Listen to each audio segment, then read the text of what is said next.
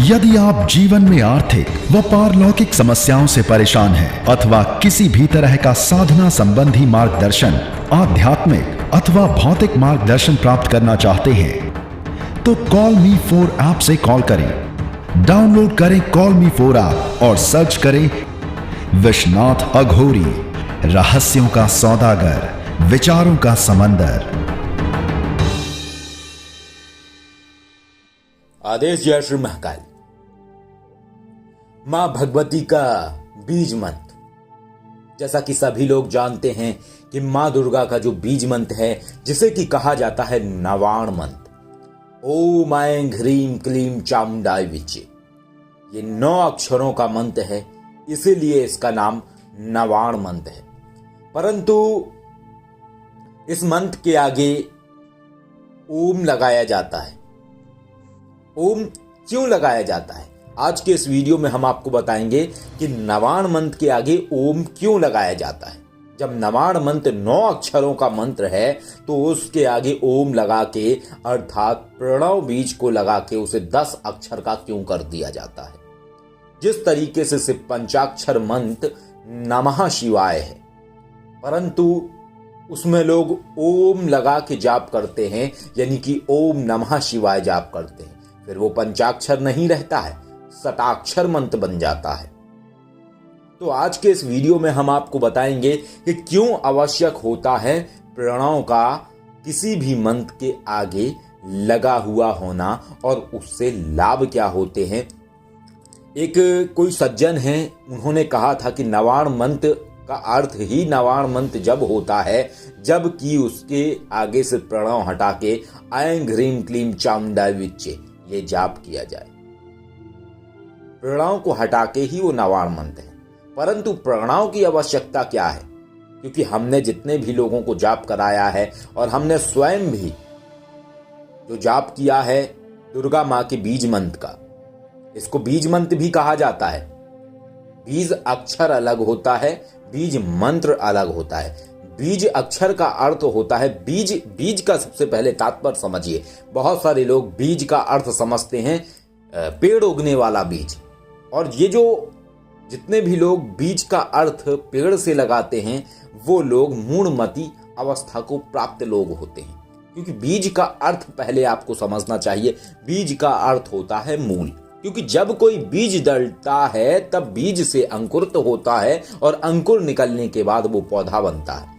इसी तरीके से बीज अक्षर का तात्पर्य होता है इस शक्ति का मूल, मतलब जो शक्ति है उसका मूल, यानी वो जिसको बीज अक्षर कहा जाता है वो बीज अक्षर शक्ति के संबोधन को मूलतः परिभाषित करता है।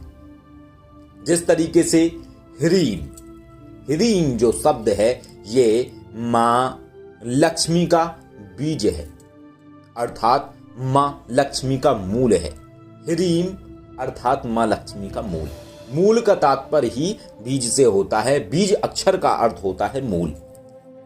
तो यहां पे हम मूल की बात करेंगे, लेकिन यहां पे हम अक्षर की नहीं, यहां पे हम बात करेंगे मंत्र की। तो बीज मंत्र मां का बताया जाता है नवाण मंत्र, जिसको कि लोग जाप करते हैं। लेकिन यहां पे बहुत सारी जो बातें हैं जो हम क्लियर करेंगे आप लोगों के समक्ष, क्योंकि जानना बहुत अनिवार्य है। क्योंकि जैसे जैसे लोग मॉडर्न हो रहे हैं, जैसे जैसे लोग पढ़े लिखे होते जा रहे हैं, वैसे वैसे बहुत सारे लोग इन विद्याओं से अनभिज्ञ हैं। बहुत सारे लोग तंत्र शास्त्र को नहीं जानते हैं, बहुत सारे लोग मंत्रों की भिन्नता को नहीं जानते हैं, बहुत सारे लोग बीज अक्षर और बीज मंत्र में भेद नहीं जानते हैं। सबसे पहले इनको जानना अनिवार्य है। दूसरी बात, जब आपके सामने कोई ऐसा तर्क रख देता है व्यक्ति कि वो कहता है नवाण मंत्र का तो अर्थ ही 9 अक्षर होता है, लेकिन आप तो 10 अक्षर का मंत्र कर रहे हैं।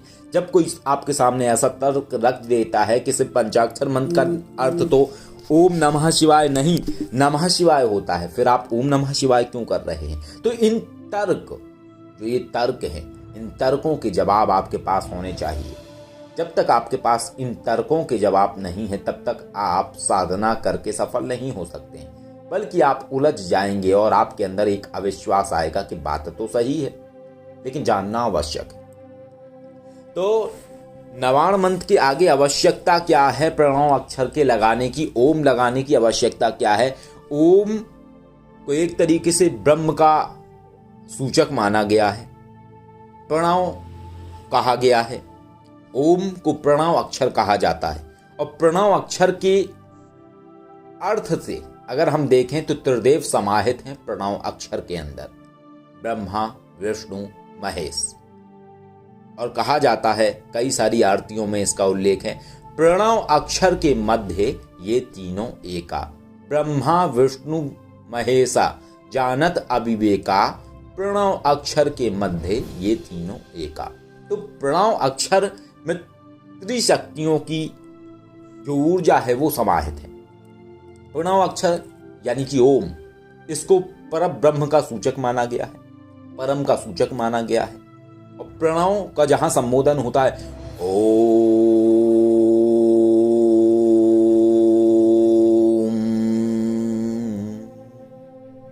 जब भी प्रणव का उच्चारण होता है तो ओम के उच्चारण से परम का आवाहन होता है, परम का सूचक माना जाता है ओम को। और जब किसी मंत्र के आगे प्रणव अक्षर लग जाता है तो वो मंत्र की ऊर्जा का बैलेंस निर्धारित हो जाता है। क्यों? क्योंकि अब परम का बीज लगा है उस मंत्र के अंदर। और इससे क्या लाभ होता है? इससे ये लाभ होता है कि जो ऊर्जा की गति है, तीक्ष्ण, उग्र या बिल्कुल मंद, वो ऊर्जा बैलेंस में आ जाती है। और बैलेंस में आने से व्यक्ति को समस्या नहीं होती है, व्यक्ति को नुकसान नहीं होता है। इसीलिए प्रणव अक्षर को लगाना अनिवार्य कहा गया है। और इसीलिए जो लोग ओम नमः शिवाय जाप करते हैं तो वो मंत्र सटाक्षर बन जाता है। और प्रणव अक्षर लगने से वो मंत्र 6 अक्षरों का बन जाता है। और जो भी व्यक्ति ओम नमः शिवाय का जाप करता है वो व्यक्ति ज्ञान को प्राप्त होता है, अर्थात उसके अंदर ज्ञान प्रकट होता है, समस्त सिद्धियां प्रकट होती हैं, वैराग्य को समझने लगता है, शिव तत्व का उसके अंदर उदय होने लगता है। लेकिन अगर ओम को हटा दिया जाए, नमः शिवाय इस मंत्र का जाप किया जाए तो व्यक्ति की प्राण ऊर्जा बढ़ जाती है। नमः शिवाय को मृत्युंजय मंत्र की संज्ञा दी गई है।